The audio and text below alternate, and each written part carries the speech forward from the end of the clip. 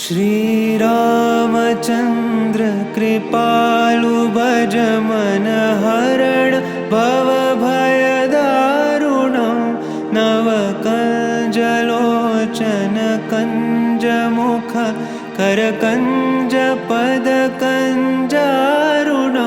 श्रीराम श्रीराम श्रीराम।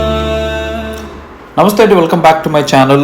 మన last video అయిన దేవతీర్థాన్ని ఆదరించినందుకు మీ అందరికీ కూడా చాలా అంటే చాలా ధన్యవాదాలు. ఈ వీడియోలో నేను మీకు రామకృష్ణ తీర్థం గురించి వివరించబోతూ ఉన్నానండి. ఈ రామకృష్ణ తీర్థం కూడా శేషాచలం అడవిలోనే ఉంటుందండి.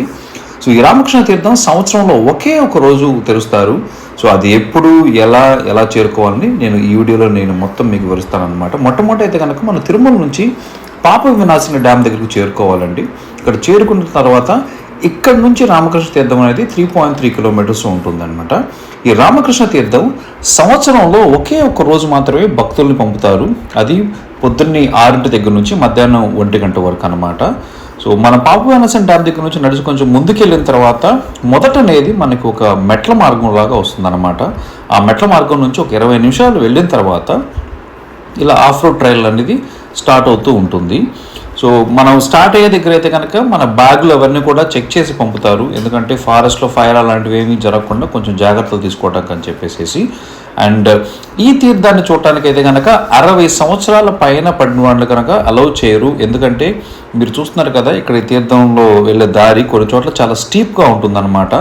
సో వయసు పడిన వాళ్ళు అయితే కనుక అది ఎక్కడం కొంచెం కష్టంగా ఉంటుందని చెప్పేసి 60 సంవత్సరాల పైబడిన వాళ్ళు మాత్రం అలౌ చేయరు. ఇప్పుడు మీరు చూడొచ్చు ఇది ఎంత స్టీప్గా ఉందో కిందకి. సో టీటీడీ వాళ్ళు ఈ తీర్థాన్ని భక్తులకి అలౌ చేసినప్పుడు అండి కావాల్సిన సౌకర్యాలు అన్నీ కూడా వాళ్ళే కలిగిస్తారు. మార్గ మధ్యలో మంచినీళ్ళు కానీ, ఇంకా వైద్య సదుపాయాలు కానీ, ఇంకా వేరే అవసరం ఉంటే కనుక టీటీడీ వాళ్ళు దగ్గరుండి ఆ రోజు మొత్తం చూసుకుంటారనమాట. ఈ రామకృష్ణ తీర్థం అనేది పుష్యమి నక్షత్రంలో కూడిన పౌర్ణమి నాడు మాత్రమే ఈ తీర్థాన్ని తెరుస్తారు.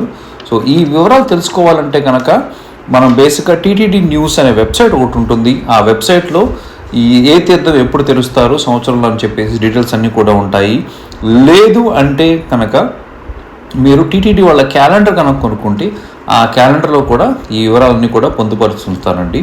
సో అది కాకుండా అయితే కనుక సో ఇలా మనం ఈ ట్రెక్లో అయితే కనుక దిగేటప్పుడు చాలా చోట్ల ట్రెక్కీ సెక్షన్స్ అనేవి ఉంటాయన్నమాట. కొన్ని చోట్ల లేడర్ లాగా ఉంటుంది, కొన్ని చోట్ల నుంచి స్టీప్ ఎలా ఉంటుందన్నమాట, కొన్ని చోట్ల అనేది చాలా అంటే చాలా నేరోగా ఉంటుంది. సో అందుకని చెప్పేసి మనం చూసుకొని కొంచెం జాగ్రత్తగా దిగటం అనేది చాలా అంటే చాలా ఉత్తమం. పైకి ఎక్కేటప్పుడు అయితే కనుక తప్పకుండా చాలా డిఫికల్ట్గా ఉంటుంది. దిగటానికైతే కనుక అప్రాక్సిమేట్గా 1.5 గంటల వరకు టైం పట్టిద్దండి. ఎక్కడానికైతే కనుక తప్పకుండా 2 నుంచి 3 గంటల వరకు టైం పడుతూ ఉండొచ్చండి. సో ఈ రామకృష్ణ తీర్థంలో ఆలయ పూజలు మామూలుగా ఏం చేస్తారంటే అండి, ఈ రామకృష్ణ తీర్థం తెలిసిన తర్వాత శ్రీరామచంద్రమూర్తి మరియు శ్రీకృష్ణ విగ్రహాలకు ప్రత్యేకంగా పూజలు చేస్తారనమాట. పూజలు చేసేసి నైవేద్యాలు సమర్పించడం జరుగుతుంది. ఆ ఒక్కరోజు మనం వెళ్ళి స్వామిని కూడా సందర్శించుకోవచ్చు అనమాట. సో వ్యూస్ విషయానికి వస్తే కనుక ఈ తీర్థానికి వెళ్ళే దారిలో కానీ, ఆ తీర్థం దగ్గరికి వెళ్ళిన తర్వాత అక్కడ ఉండే వాటర్ కానీ, చుట్టుపక్కల సరౌండింగ్ కానీ అయితే చాలా అంటే చాలా బాగుంటుందండి. ప్రాబ్లం ఒకటి ఏంటంటే కనుక మనకి ఇచ్చే టైం అనేది చాలా అంటే చాలా తక్కువగా ఉంటుంది. పొద్దున్న 6 దగ్గర నుంచి మధ్యాహ్నం 1 గంట వరకు మాత్రం పోవడానికి అలౌ చేస్తారనమాట. సో మేబీ అంటే అప్రాక్సిమేట్గా 6 నుంచి 8 గంటల టైం మాత్రం మన దగ్గర ఉంటుంది. అందుకని చెప్పేసి మనం ప్రశాంతంగా కూర్చొని అన్నీ ఎక్స్ప్లోర్ చేద్దామా అంటే కొంచెం డిఫికల్ట్ అని చెప్పుకోవచ్చు. అది కాకుండా అయితే కనుక డెఫినెట్గా ఒక స్పిరిచువల్గా ప్లస్ అడ్వెంచరస్గా ఉంటుంది. ప్లస్ నేచర్లో వ్యూస్ అనేవి చాలా అంటే చాలా అద్భుతంగా ఉంటాయి ఈ రామకృష్ణ తీర్థానికి వెళ్ళే దారిలో అని మనం చెప్పుకోవచ్చు.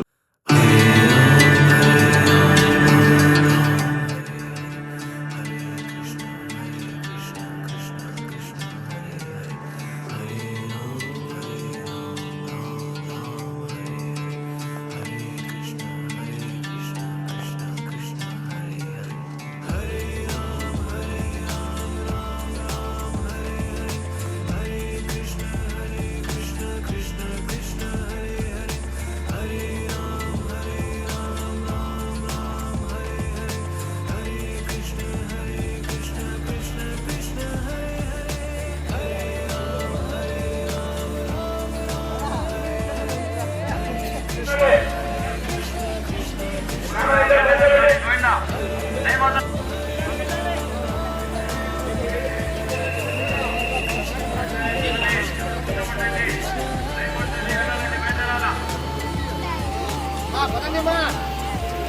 దయచేసి లేడీస్ పదండి మా.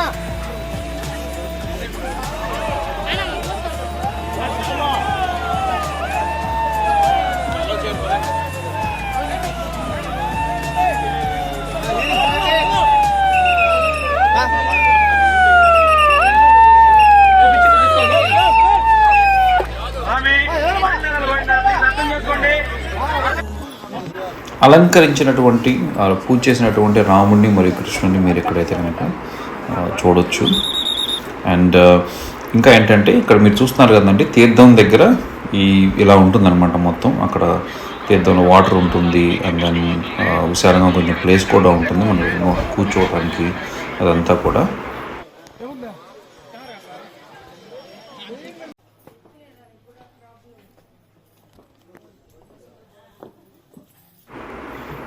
సో శేషాచలంలో ఏ తీర్థం ఎప్పుడు తెరుస్తారు అని తెలుసుకోవడానికి టీటీడీ వాళ్ళ న్యూస్ వెబ్సైట్ ఒకటి ఉంది కదా, ఆ లింక్ అయితే కనుక నేను డిస్క్రిప్షన్లో పెడతాను, మీరు చూడండి. అండ్ అక్కడ నావిగేట్ చేస్తే కనుక అన్ని వివరాలు అక్కడ ఉంటాయన్నమాట.